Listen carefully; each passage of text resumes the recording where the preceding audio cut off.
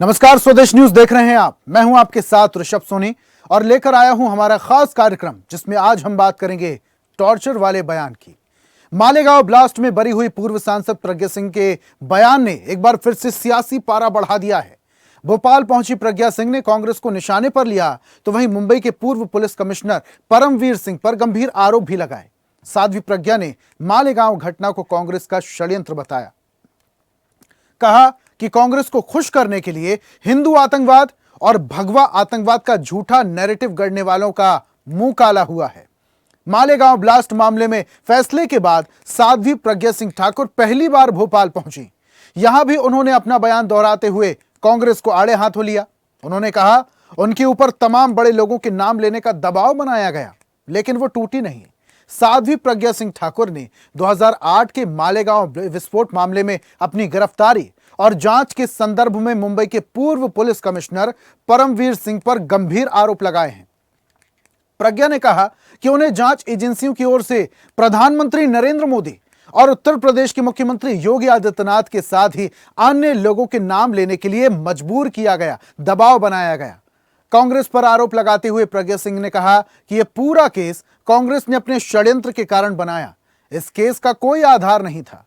उन्होंने कहा कि कांग्रेस हमेशा आतंकवादियों के लिए रोती है और इसीलिए कांग्रेस न कभी देशभक्त पार्टी बन पाई न बन पाएगी। प्रज्ञा सिंह ने कहा कि उन्होंने मालेगांव केस में बहुत कुछ कष्ट सहा है, बहुत कुछ झेला है। उन्होंने कहा कि धर्म और सत्य की जीत होती ही है। यह सिर्फ मेरी नहीं, भगवा सनातन की नहीं, बल्कि राष्ट्र की विजय है। उन्होंने आगे कहा इस पूरे मामले की जांच होनी चाहिए और दोषियों को दंड मिलना चाहिए। उन्होंने कहा कांग्रेस ने भगवा आतंकवाद की झूठी स्क्रिप्ट रची, लेकिन वो टिक नहीं सकी। हिंदू आतंकवादी हो ही नहीं सकता क्योंकि हिंदू तो सहिष्णु होता है। हमारा तो वसुधैव कुटुंबकम का मंत्र है। अब साध्वी का बयान है, कांग्रेस का आरोप है और सियासी तापमान बढ़ा हुआ है। इसी मुद्दे पर आज हम चर्चा भी करेंगे, लेकिन कुछ बयान सुनिए पहले। जो हमें कहने पे मजबूर किया गया तो वो सब किया है उन्होंने कि इनके नाम लो, सबके नाम लेकर के और तुम ये बोलोगी तो हम तुम्हें नहीं पीटेंगे। यानी मुझे टॉर्चर करना ही उनका उद्देश्य था और नहीं, अगर इनके नाम नहीं लेती हो जो वो कह रहे हैं तो फिर हम तुम्हें टॉर्चर करेंगे। तो उसमें सभी के नाम आए, मैंने लिखित में सब दिया है। माननीय योगी जी का है, माननीय मोहन भागवत जी का है, माननीय सुदर्शन जी का है और इंद्रेश जी का है। बहुत सारे नाम उन्होंने ऐसे लिए हैं। राम जी माधव का नाम लेने के लिए बोला है और भी कुछ नाम है जो मैं अभी भूल रही हूँ, लेकिन ये सब करने के लिए उन्होंने हमें टॉर्चर किया। मैं गुजरात में रहती थी, इसलिए उन्होंने मोदी जी का भी नाम मुझसे कहलवाने का प्रयास किया। मैंने किसी का नाम नहीं बोला क्योंकि सब असत्य कहलवाना चाह रहे थे, इसलिए मैंने किसी का नाम नहीं। धर्म की, सत्य की जीत होती ही है और सत्य की जीत हुई है। मैंने कहा था सत्यमेव जयते, सत्य कभी पराजित नहीं होता और जो सत्य था वो मेरे साथ था और मेरी विजय हुई। मेरी विजय क्या, भगवा की विजय हुई, सनातन की विजय हुई, राष्ट्र की विजय हुई। विधर्मियों का नाश होगा और नाश हुआ है, यह सुनिश्चित था। कांग्रेस तो विधर्मी है। कांग्रेस हमेशा आतंकवादियों के लिए रोती है, हमेशा उनको सम्मान सूचक शब्दों से का प्रयोग करती है, जी लगाते हैं, साहब लगा के बात करते हैं और जब भी हिंदुओं का कोई काम होता है या देश की कोई बात होती है तो इनको विरोध होता है और इसलिए कांग्रेस कभी देशभक्त पार्टी न बन पाई है न बन पाएगी। तुष्टीकरण की राजनीति के चलते सत्ता में बने रहने के लिए कांग्रेस ने हर समय ये कुकृत्य किया। मालेगांव कांड में भी जिस प्रकार से बिना किसी तथ्य के साध्वी प्रज्ञा जी सहित अनेक लोगों को फंसाने की कोशिश कांग्रेस की सरकारों ने की, उनको कष्ट दिया गया। साध्वी प्रज्ञा जी को जो कष्ट दिया गया उसका बयान नहीं किया जा सकता। अब कोर्ट ने उन्हें बाइज्जत बरी किया है और सभी अभियुक्तों को बाइज्जत बरी किया है। निश्चित रूप से कांग्रेस और वो लोग जिन्होंने साध्वी प्रज्ञा जी सहित सभी अभियुक्तों पर इस तरह का अत्याचार किया था उन्हें सार्वजनिक रूप से माफी मांगनी चाहिए। साध्वी प्रज्ञा जी ने जब ये बयान दिया है और मालेगांव का केस का निस्तारण हो गया और उसमें स्पष्ट हो गया कि इन लोगों की संलिप्तता नहीं थी, तो निश्चित रूप से ये जांच का विषय है कि आखिर तत्कालीन सरकार ने कितना उत्पीड़न किया और इन पे दबाव बनाया, और यह निश्चित रूप से जांच की जानी चाहिए कि उसके पीछे कौन कांग्रेस के नेताओं की संलिप्तता थी और उनको कठोर से कठोर सजा दी जानी चाहिए, क्योंकि कानून का मतलब ये नहीं होता है कि आप भगवा देख करके और पूर्वाग्रह से ग्रसित होकर के आप उसको सजा दो। तो टॉर्चर वाले बयान पर अब सियासत भी तेज हो रही है। बयान सामने आ रहे हैं, विपक्ष के साथ साथ सत्ता पक्ष के तमाम बड़े नेताओं की तरफ से भी बयान आ रहे हैं। प्रज्ञा खुद कह रही हैं, सत्य की जीत हुई, मेरी जीत हुई और सनातन की जीत हुई, लेकिन विपक्ष इससे नाखुश है। इस पर सियासी बयानबाजी तो हो रही है, लेकिन हम इस पर चर्चा भी करेंगे, टटोलेंगे हमारे मेहमानों के मन को कि वो इस बारे में क्या सोचते हैं। कौन मेहमान जुड़ रहे हैं उनका परिचय आपसे करवाता हूं। बीजेपी प्रवक्ता महाराष्ट्र से गोपाल पांडुरंगा तिरमारे हमारे साथ हैं। गोपाल जी, बहुत स्वागत आपका। महाराष्ट्र से कांग्रेस प्रवक्ता पवन डोंगरे हमारे साथ हैं। पवन जी, आपका भी बहुत स्वागत। और मध्य प्रदेश से वरिष्ठ पत्रकार चैतन्य भट्ट हमारे साथ हैं। चैतन्य जी, आपका भी बहुत स्वागत करता हूं। और इस चर्चा की शुरुआत गोपाल जी मैं आपसे ही करूंगा। प्रज्ञा सिंह ठाकुर का बयान आया, भोपाल पहुंची तो जो बयान उन्होंने पहले दिया था वही बयान दोहराया भी। सत्य की जीत हुई, कांग्रेस ने षड्यंत्र रचा था, भगवा आतंकवाद जैसा शब्द दिया था, हिंदुओं को बदनाम करने के लिए, सनातन को बदनाम करने के लिए, मुसलमानों के वोट बैंक को हासिल करने के लिए कांग्रेस ने इस तरीके का षड्यंत्र रचा था। हरे रंग पर भी वो आ जाती हैं। लेकिन इस दौरान प्रज्ञा सिंह ठाकुर ने एक बड़ी बात कही कि उन पर दबाव डाला गया, प्रधानमंत्री मोदी का नाम लेने के लिए, उत्तर प्रदेश के मुख्यमंत्री योगी आदित्यनाथ जैसे बड़े नेताओं का नाम लेने के लिए दबाव बनाया गया। ये बात उन्होंने तब क्यों नहीं कही? आज जब फैसला आया है तब वो ये खुलासे कर रही हैं। देखिए, हिंदू न कभी आतंकवादी था, ना हिंदू आतंकवादी है, ना भविष्य में कभी हिंदू आतंकवादी रहेगा। आतंकवाद का कोई मजहब, कोई जाति, कोई धर्म नहीं होता है गोपाल जी। तो 29 सितंबर 17 साल पहले यूपीए की सरकार जब देश में थी, 29 सितंबर 2008 में जो मालेगांव में बॉम्ब स्फोट हुआ था, उसमें 6 लोगों की मौत हो गई थी और 100 से करीब लोग वहां पर जख्मी हुए थे। और आज जो मालेगांव बॉम्ब स्फोट के इसमें एनआईए की स्पेशल कोर्ट ने जो यहाँ पर फैसला सुनाया है, सभी सात ही आरोपियों को यहाँ पर निर्दोष बरी कर दिया गया है, जिसमें पूर्व सांसद प्रज्ञा सिंह ठाकुर जी और कर्नल पुरोहित, इनके साथ में और 5 जो गोपाल जी, सारा सिनेरियो हमारे दर्शकों को पता है। गोपाल जी सीधा मुद्दे पर आते हैं। ये पूरा सिनेरियो पता है, ब्लास्ट हुआ, 7 लोग बरी हो गए, जो सत्य की जीत बता रहे हैं, ठीक है। प्रज्ञा सिंह ठाकुर ने जो अभी फिलहाल भोपाल में बयान दिया है कि उनको प्रधानमंत्री मोदी का नाम लेने के लिए दबाव बनाया गया, योगी आदित्यनाथ, बड़े नेताओं के नाम लेने के लिए दबाव बनाया गया। आज वो खुलासे क्यों कर रही हैं फैसला आने के बाद? पहले क्यों नहीं किया? जब उनको पुलिस द्वारा अटक की गई थी, तभी भी उन्होंने कहा था कि उन्हें बहुत बड़ी पैमाने पर वहां पर टॉर्चर किया जा रहा है, उनको प्रताड़ित किया जा रहा था। वो उन्होंने तभी भी किया था। और अभी हाल ही में जो एटीएस के वहां पर इंस्पेक्टर है महबूब शेख, इन्होंने भी वहां पर अपना इंटरव्यू दिया हुआ है कि उन पर भी एटीएस के वरिष्ठ अधिकारियों से दबाव था कि वो आरएसएस के प्रमुख मोहन भागवत जी और इनके साथ में भाजपा के और आरएसएस के बड़े नेताओं को अटक करके पकड़ के लाने की वहां पर उन पर दबाव बनाया गया था। ये एटीएस के सबके निरीक्षक, इनका भी बयान है। इससे स्पष्ट होता है, क्योंकि देखिए, ये भगवा आतंकवाद और हिंदू आतंकवाद, ये फेक नैरेटिव देश में फैला के कांग्रेस के नेताओं ने यहाँ पर इलेक्शन जीतने का उनका वो जो मंसूबा था, वो मंसूबा यहाँ पर फेल होते हुए दिख रहा है। क्योंकि देखिए, देश ने सब पूरे देश ने देखा हुआ है, जो अभी फैसला आया हुआ है, ये फैसला जो है वो धर्म की जीत है, हिंदुओं की जीत है। देखिए, ये देश में 83% हिंदू लोग रहते हैं, हिंदू आबादी। गोपाल जी, 100 करोड़ आप किस बात से सहमत नहीं हूं? गोपाल जी, प्रज्ञा सिंह ठाकुर केस में थी, उनका नाम आ रहा था, उनकी जीत हुई है। सत्य की जीत तब होती जो लोग मारे गए थे वहां पर, 6 लोग, उनके परिवार वालों को तब जीत देखिए, मिलती, उनके परिवार वालों को तब संतुष्टि मिलती जब मुख्य आरोपी पकड़े जाते। साध्वी प्रज्ञा समेत जितने भी 7 लोग थे वो बेगुनाह थे, वो बरी हो गए, ये अलग मैटर है। लेकिन वो ब्लास्ट किसने किया, कौन लोग दोषी थे, उन दोषियों को पकड़कर सजा होती, तब सत्य की जीत होती ना साहब। अभी तो साध्वी प्रज्ञा सिंह ठाकुर की जीत हुई है।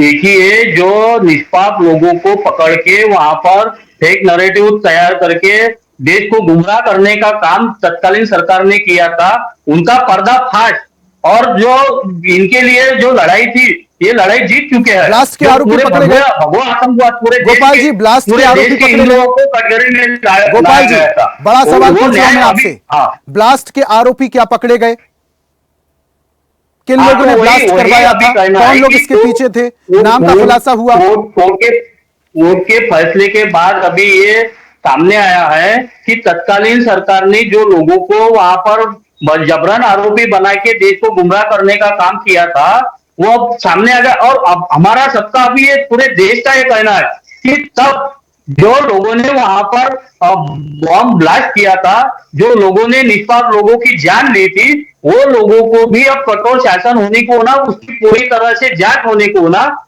वो इसलिए गोपाल हमारे जी, सब भारतीय लोगों गोपाल को जी, ये कहना है कि जो 2025 लोग चल वहां रहा पर है, निष्पाप मारे गए, 2008 का मामला है, हाँ। अब तो सबूत भी नहीं मिलेंगे। कौन सी जांच? जिन लोगों के खिलाफ केस लड़ा जा रहा था उन्हें तो बरी कर दिया गया, और जो पीड़ित हैं, जो मरने वाले के परिवार वाले हैं, वो कह रहे हैं अब हाईकोर्ट जाएंगे, यानी 17 साल फिर से हाईकोर्ट को देने होंगे, और वहां से भी अगर लोग बरी हो जाते तो फिर 17 साल सुप्रीम कोर्ट को देंगे आप। क्या यह सिलसिला चलता रहेगा? इस ब्लास्ट के पीछे कौन लोग थे, उनको सजा होनी चाहिए पहले। हाँ, तो देखिए ना, वही तो हमारा कहना है, कांग्रेस ने पूरे देश को गुमराह किया ना। जो लोगों का उसमें सहभाग नहीं था, वो लोगों को जबरन पकड़ के तो देश को गुमराह करने का काम किया ना। अभी अभी हम चाहते हैं कि जो लोग उसके पीछे थे, जो लोगों ने ये सब करवाया, वो लोगों को भी सामने लाना बहुत जरूरी है। पूरे देश के सामने आने, पूरे देश के सामने ये आने को ना कि इसके पीछे हाथ किसका ये है। देश की विडंबना इसके ही है पीछे गोपाल जी कांग्रेस का कि हमारी जो कानून प्रणाली है वो इतनी ज्यादा लचीली है कि केस कोई सा भी हो, सालों लग जाते हैं, और तब तक तो जो पीड़ित हैं और जो अपराधी हैं वो न जाने दुनिया में होते भी हैं या नहीं होते। ये विडंबना है। लेकिन 17 साल इस केस को हो गए हैं। अगर आप बोल रहे हैं मुख्य आरोपियों को पकड़ा जाएगा, सजा दी जाएगी, यानी 17 साल फिर से खपाने होंगी। आऊंगा वापस से आपके पास। वरिष्ठ पत्रकार चैतन्य जी हमारे साथ जुड़े हुए हैं, जरा उन्हें भी चर्चा में शामिल कर लेते हैं।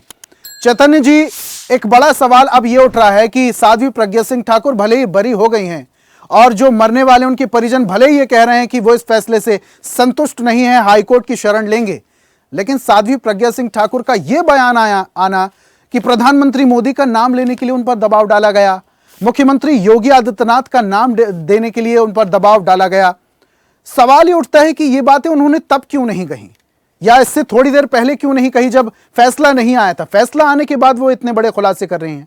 क्या टाइमिंग का कुछ खेल है? चैतन्य जी, चैतन्य जी, आपका माइक शायद म्यूट है, प्लीज उसे अनम्यूट कीजिए।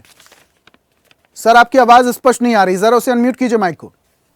चलिए ठीक है चैतन्य जी, शायद कुछ तकनीकी समस्या है, जल्दी से उसे दुरुस्त करके आपके पास वापस से आ जाता हूं। पवन जी हमारे साथ जुड़े हुए हैं। पवन जी, आप थोड़ा सा लेट जुड़े। गोपाल जी कई सारी बातें कर रहे थे, बता रहे थे सत्य की जीत। मैं ये सवाल उनसे कर रहा था कि सत्य की जीत कैसे? ये तो साध्वी प्रज्ञा सिंह ठाकुर की जीत हुई। सत्य की जीत तो तब होती जो 6 लोग मारे गए थे, ये जो ब्लास्ट किया था 100 लोग घायल हुए थे, 95 लोग।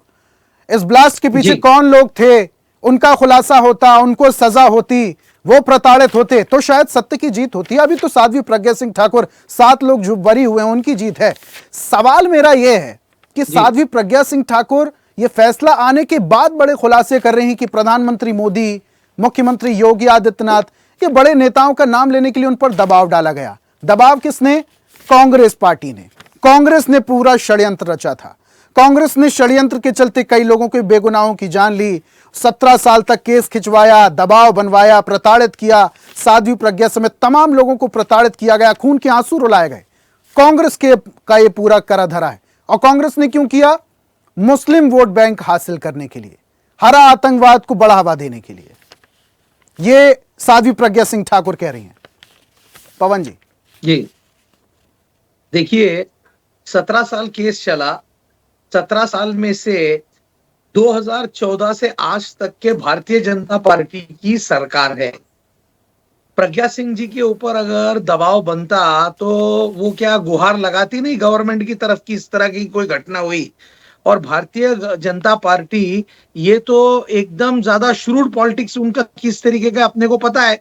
कोई नेता अगर उनके खिलाफ बात करे तो ईडी की चौकसी उनकी हो जाती है। प्रज्ञा सिंह के अगेंस्ट में अगर ऐसी कोई बातें होती तो आपको लगता नहीं कि जिसने करा उसके ऊपर कितनी सारी इंक्वायरी बैठती। और इतने सालों से उन्हीं के फिर अब तो हमने ऐसा एलिगेशन लगाना चाहिए कि आपकी गवर्नमेंट है तो वो रिलीज हो गए।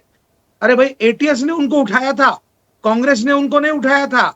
उनको एंटी टेररिस्ट स्क्वाड के लोगों ने उनको आरोपी बनाया था। और एंटी टेररिस्ट स्क्वाड ये स्वतंत्र एजेंसी है। और अगर इनका ऐसा बोलना है कि गवर्नमेंट के दबाव में एजेंसियां काम करती है तो आप खुद फिर क्या कर रहे हैं? अब इस जगह पर पवन जी, अब इस जगह पर वही वाला फॉर्मूला लग जाता है जो आरोप आप लोग लगाते हैं ना, सरकारी एजेंसियों का दुरुपयोग, EW, EOW, ED, ATS, NIA, तमाम जो ये सरकारी एजेंसियां हैं केंद्र सरकार का कंट्रोल है। उस समय केंद्र में आपकी सरकार थी, आपके भी कंट्रोल में हो सकती ना ये एजेंसी। नहीं, देखिए यही तो डिफरेंस है। कांग्रेस ने कभी भी अपना प्रेशर किसी भी गवर्नमेंट एजेंसी पे आज तक यूज नहीं किया। इसके लिए बीजेपी के प्रवक्ता को बहुत हंसी आएगी। क्यों पता है क्या? क्योंकि उनके मन में ऐसे लड्डू फूट रहे कि हम तो पूरा प्रयोग करते हैं, हम तो इनको तकलीफ देते हैं, हम तो इनको वैसे ही तान देते हैं। लेकिन अगर आप देखें कांग्रेस का कोई भी व्यक्ति अगर किसी एलिगेशन में आया, फेक नैरेटिव फैला के ये लोग उसको पूरी तरीके से ट्रैप करने की कोशिश करते हैं। और अभी भी आप देख लीजिए इनका सरकारी एजेंसियों का उस दौरान सरकार का कंट्रोल नहीं था उन पर, ये कह रहे हैं आप? नहीं, कंट्रोल जो आरोप अभी इस वक्त आप लोग लगाते हैं मोदी सरकार पर, केंद्र की सरकार पर, आपकी सरकार भी तो थी उस दौरान। लेकिन हमारी सरकार ने कभी भी मिसयूज नहीं किया, इसका इतिहास गवाह है। हमारे टाइम पे स्वतंत्रता थी, हमारे टाइम तो फिर आंकड़ों में थोड़ा सा हेरफेर, आंकड़ों में थोड़ा सा हेरफेर पवन जी मुझे समझ में नहीं आता।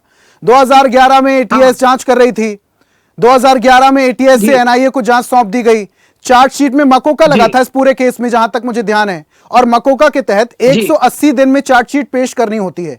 2011 में एएनआई को केस सौंपा गया, 2016 में चार्जशीट पेश की गई। ये आंकड़े समझ में नहीं आते। सबूतों के साथ छेड़छाड़, सरकार आपकी थी, कंट्रोल आपका था, आप आदेश दे सकते थे सरकारी एजेंसियों को कि भाई जांच का क्या हुआ। देखिए हमने कभी भी इंटरफेरेंस नहीं किया किसी भी प्राइवेट एजेंसी के अंदर। और जो ये जिस तरीके के एटीएस है या फिर पुलिस डिपार्टमेंट है या फिर सरकारी कोई भी एजेंसी है, हमने कभी उनका दुरुपयोग नहीं किया। जितना दुरुपयोग भारतीय जनता पार्टी और मोदी सरकार करती है, बीजेपी की जो गवर्नमेंट है, अगर आप उसको देखें तो आप देख लीजिए पूर्व मुंबई पुलिस कमिश्नर पर गंभीर आरोप लगाए जा रहे हैं, उनका भी नाम आ रहा है जी। और उस दौरान पवन जी, पूर्व मुंबई पुलिस कमिश्नर का नाम भी इस दौरान आ रहा है, उनको लेकर भी गंभीर आरोप लगाए जा रहे हैं। प्रज्ञा सिंह ठाकुर ने जो आरोप लगाए हैं आपको पता होगा बखूबी। और जितने भी पुलिस के अधिकारी हैं, किन पर किनका प्रभाव रहता है, सरकार किस तरीके से टेक ओवर कंट्रोल करती, बखूबी आप जानते हैं। जी देखिए, मुझे एक चीज का तो इतना आश्चर्य लग रहा है कि प्रज्ञा सिंह ठाकुर जी ने इतने सालों में जो बातें नहीं की वो आज बरी होते बरोबर। अच्छा, नाम भी किसका ले रहे हैं? प्रधानमंत्री नरेंद्र मोदी जी का नाम इनको लेने को बोला जा रहा था। इनको बोला जा रहा था, ये बोल रहे हैं कि योगी आदित्यनाथ जी का, जबकि योगी आदित्यनाथ जी का उस समय ना तो वो मुख्यमंत्री थे और ना ही उनका कोई वर्चस्व था। ये तो अभी उनका मुख्यमंत्री बनने के बाद में उनका पिक्चर पूरी तरीके से सब तरफ में यहाँ पे नजर आ रहा है। और प्रज्ञा ठाकुर जी जो बात कर रहे हैं, मुझे आज मॉर्निंग में किसी ने कहा कि कांग्रेस के नेताओं ने उनकी पीठ तोड़ दी। अभी मुझे इतनी हंसी आई कि भाई एटीएस के अंदर वो अरेस्ट है और नेता क्या जेल में जाके उनकी पीठ तोड़ेंगे। और दूसरी बात है, पीठ तोड़ने के बाद में अब ये उठ के चल फिर रहे, जो उनके आप अभी जो फोटोज दिखा रहे हैं व्हील चेयर के ऊपर, कई ऐसे वीडियो है जिसमें वो नॉर्मल चल रहे हैं। अभी देखिए वो नॉर्मल चलते हुए, तो उनको प्लेन में चलता हुआ दिखाया जाता है, वो व्हील चेयर के ऊपर बैठते फिर खड़े हो जाते हैं, नॉर्मल चलते हैं।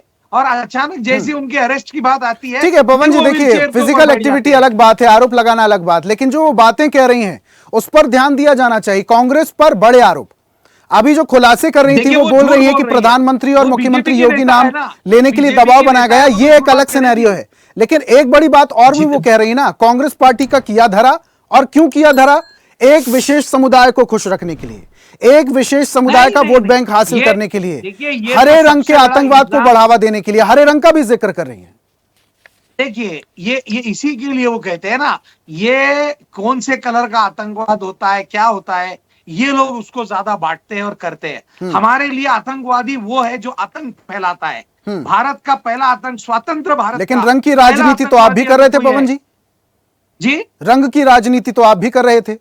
आपके नहीं, तमाम रंग बड़े की नेताओं के राजनीति बयान कांग्रेस अभी ने मैं कभी सुनवा नहीं दूं, की। अगर भगवा आतंकवाद को हाँ। लेकर भरे मंच से मीडिया में देखिए, ऑन कैमरा भगवा वो- आतंकवाद, वो ऐसे बयान। एटीएस ने अपने इसमें लिखा है कि इस तरीके का ये घटना घड़ी हुई है और इस तरीके का प्रमोशन है। एटीएस ने अपने उनके बयानों में वो लिखा है। कांग्रेस के नेताओं ने वही बयान पढ़े, न कि कांग्रेस ने आज तक कभी जातिवाद किया है, न करेगी। भारत का पहला, स्वतंत्र भारत का पहला आतंकवादी ये नथुराम गोडसे है, जिसने महात्मा गांधी की छाती में गोली मारी थी। तो नथुराम गोडसे ये स्वतंत्र भारत के पहले आतंकवादी है। और मुझे बताइए, भारतीय जनता पार्टी के लोग जिस तरीके की बात कर रहे हैं कि गवर्नमेंट का इंटरफेरेंस रहता है इसके अंदर, तो 2014 से लेके आज तक जितने लोगों को आतंकवादी की एक्टिविटी में उठाया गया, तो क्या वो बीजेपी की साजिश है? फिर ऐसा मान ले कि गवर्नमेंट का उसके अंदर हस्तक्षेप रहता है? बिल्कुल भी नहीं। हमारा ऐसा मानना है, अगर एटीएस ने या किसी जांच एजेंसी ने आपको उठाया तो ये आपका दायित्व है, आपका कर्तव्य है।